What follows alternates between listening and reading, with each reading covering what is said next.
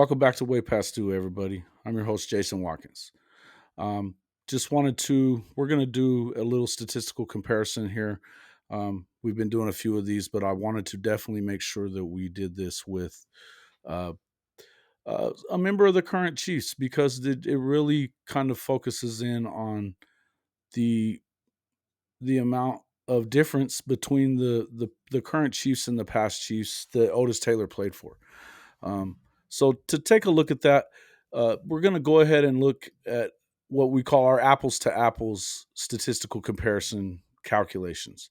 The way that I had to go through something. I don't know that I've explained this a few times, but it just is, if this is the first one that you've watched, take a look at some of the other ones. But what I'll tell you is that this is a calculation based upon comparing players for production, not just the raw numbers of stats or touchdowns. Okay. Um, for instance, Travis Kelce, who is a modern day player, of course, he's a tight end. I understand that. But in the amount of time that it took for Otis to play his entire career, his 10 seasons, from 65 to 74, um, in his career from 2013 to this past year, 10 seasons, um, the Chiefs threw the ball 5,065 times during that time. In Otis's career, from 65 to 74, 130 games, the Chiefs threw the ball 3,493 times. Okay. Uh, the difference was back then, they ran the ball 58% of the time. These days, they throw the ball 58% of the time. So it's completely different. Okay. Now, both Kelce and Otis accounted for 21% of the pass completions for the team went to Travis Kelce, and 21.6% went to Otis Taylor during that era around the merger. Okay. So that's similar production wise, they were right on par. Okay. Um, where you would one of those looks at that. Actually, the things that we change out in the apples to apples when we compare two players, and we've done this with Jerry Rice and Otis. We've done this with Michael Irvin and Otis Taylor. We've done this with Terrell Owens and Otis Taylor. We've done this with Randy Moss and Otis Taylor. We take the number of games played and we swap those, and we take the number of receptions and we swap those, because those are the two things that were different for the two. Okay. Um,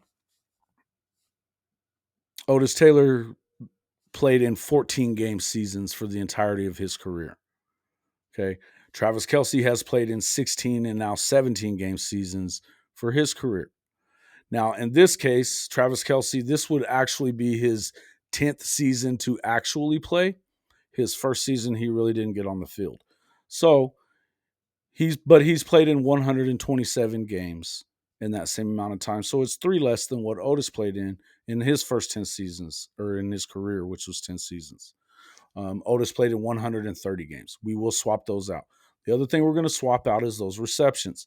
Because of the fact that they both accounted for 21% of their team's receptions during that 10-year period, it's easy to swap those out. Okay. The rest of it they keep. The rest of the stats that they have accumulated would stay the same, like their yards per reception average. Okay. Otis Taylor averaged 17.8 yards per reception. He also averaged 15% of the receptions that he had resulted in touchdowns. Okay. For Travis Kelce, he averaged 12.8 yards per reception, and 8% of his catches result in touchdowns for the Chiefs present day. Okay. Um, but if you look at the differences in almost same amount of games, that Kelce's actually had three less, which we will give to Otis Taylor in this comparison. He will have 127 games, and Travis Kelce will get his 130, because that's what you change out. Now, Otis will receive Travis Kelce's 704 receptions in his first 10 years in the league. Okay. Otis had 410 receptions for his 10-year career. Same amount of production. They both caught 21% of the completions for their team, but that's the difference. The amount of times throwing the ball. This is why this comparison is so valid.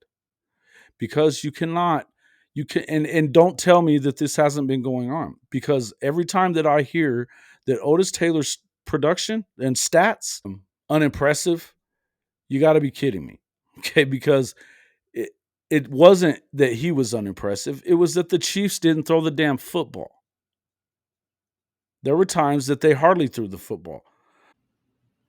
With all that done for you, you'd figure it was pretty expensive, right? Nope, not so much. We're actually going to give you the first hour for free, and then you get to choose a plan to start recording. You can start with as low as 5 hours a month for just $15.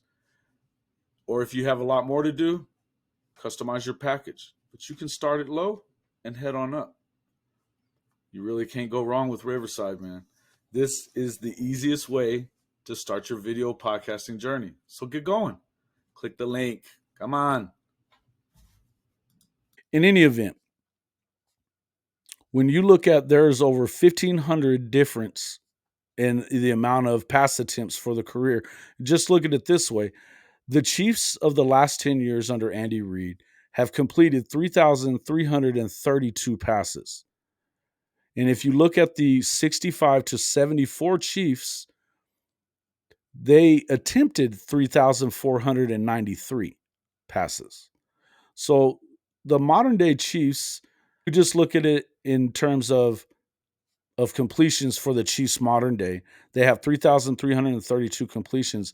That's only 160 fewer than the Chiefs of the Otis Taylor era even attempted at 3,493 pass attempts.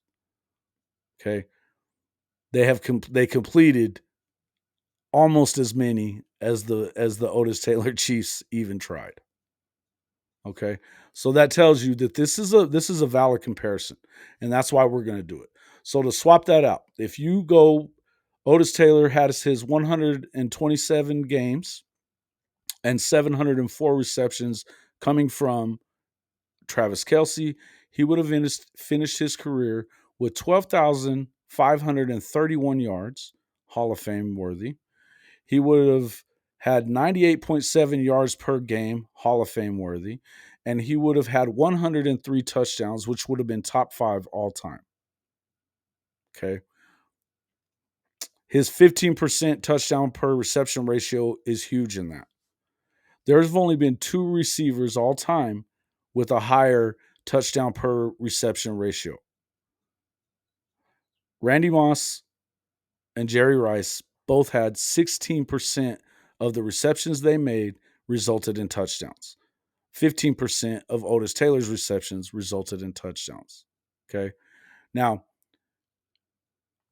that goes to show. Now, if you were to go back to Kelce, him playing 130 games and only getting the 410 receptions that Otis Taylor got, again, 21.1% to 21.6%. Forget the 0.5. Let's just say he gets all 410. His 12.8 yards per reception number would have had him below Otis Taylor's actual numbers from that era of he would have had 5,245 yards to the 7,306 that Otis had. And he would have ended up with 34 touchdowns rather than the 59 he currently has now. Otis had 60 in his career total. Even that fewer amount of catches that Otis had during his career still resulted in one more touchdown than what Kelce has managed with 394 additional receptions in the same period.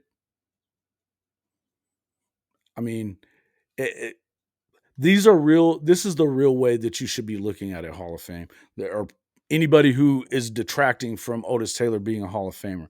This is the way you really have to look at it. Stop saying that it is a his numbers are unimpressive. It's not his numbers that were unimpressive. It was the Chiefs throwing of the football that was unimpressive.